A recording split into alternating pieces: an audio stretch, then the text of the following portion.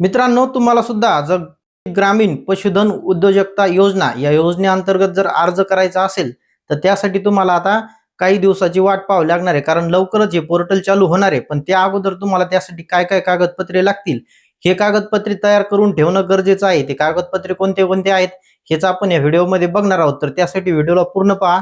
सर्व कागदपत्रे महत्वाची आहेत. तर बघूया पूर्ण कागदपत्रे काय काय आहेत, कोणते कोणते कागदपत्रे तुम्हाला अगोदर तयार करून ठेवणं गरजेचं आहे. चला सुरू करूया. तर नमस्कार मित्रांनो, जर तुम्हाला सुद्धा ग्रामीण पशुधन उद्योजकता योजना या योजनेसाठी अर्ज करायचा असेल तर त्याचे पोर्टल, त्याचे अर्ज करण्याची ऑनलाईन प्रक्रिया आता लवकरच सुरू होणार आहे. परंतु त्यासाठी तुम्हाला अगोदर काही कागदपत्रे तयार ठेवणे गरजेचे आहे. जर कागदपत्रे ऐन वेळेला तुमच्याकडे नसतील तर त्यावेळेस तुम्हाला हे कागदपत्रे जमा करण्यासाठी जास्त वेळ लागू शकतो. तर चला बघूयात की ही कागदपत्रे कोणते कोणते आहेत.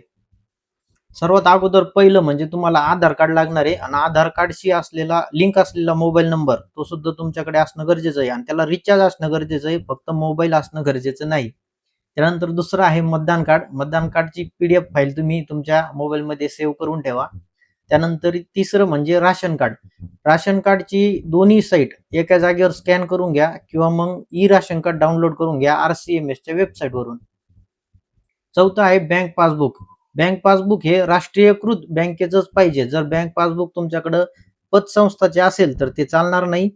राष्ट्रीयकृत बँकेचेच बँक पासबुक पाहिजे आणि जे बँक पासबुक तुम्ही देताय तेच बँक पासबुक तुमचं NPCI म्हणजे आधारशी लिंक असणं गरजेचं आहे.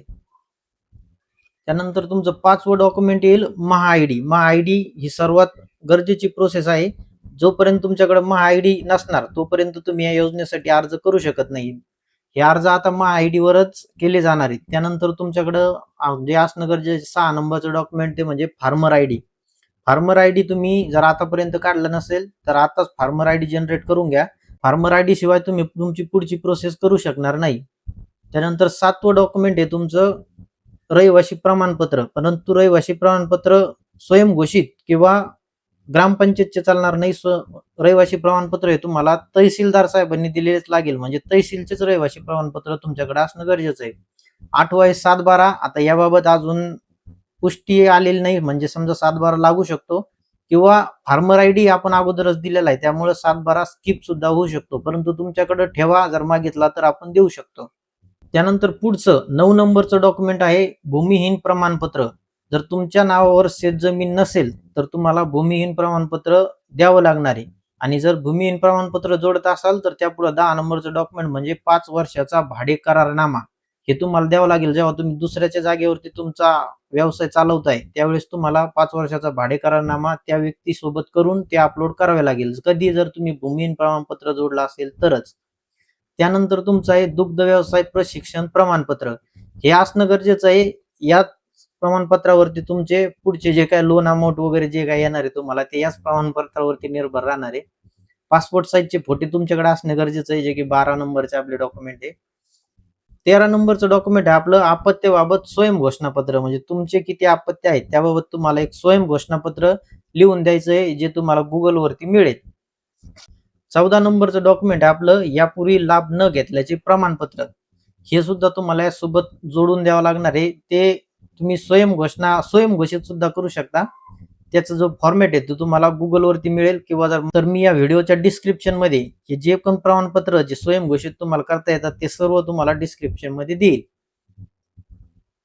15 नंबरचं डॉक्युमेंट आहे अल्पभूधारक प्रमाणपत्र. हे कोणासाठी असतं? ज्यांच्याकडे 1 हेक्टर पासून तर 2 हेक्टरच्या मर्यादित जर समजा जमीन असेल 2 हेक्टरच्या आत तर त्यांना 1 हेक्टर पासून 2 हेक्टर पर्यंत ज्यांची जमीन आहे त्यांना अल्पभूधारक प्रमाणपत्र देणं गरजेचं आहे.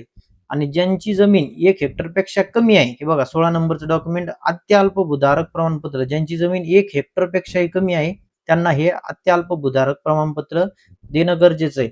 16 डॉक्युमेंट तुमच्याकडे तयार ठेवा, म्हणजे जेव्हा आपण अर्ज करण्याची प्रक्रिया ऑनलाईन पद्धतीने चालू होईल त्यावेळेस तुम्हाला कोणतीही अडचण येणार नाही किंवा कुठलाही विलंब होणार नाही. अजूनही बरेचसे डॉक्युमेंट आहेत जे की अजून सध्या एवढे गरजेचे वाटत नाही. मी डिस्क्रिप्शन मध्ये सगळे तुम्हाला लिहून देतो, परंतु हे 16 डॉक्युमेंट खूप गरजेचे आहेत. एवढे डॉक्युमेंट तुम्ही अगोदर तयार करून ठेवा. बाकी तुम्हाला व्हिडिओ आवडला असेल तर लाईक आणि सबस्क्राईब करून जा.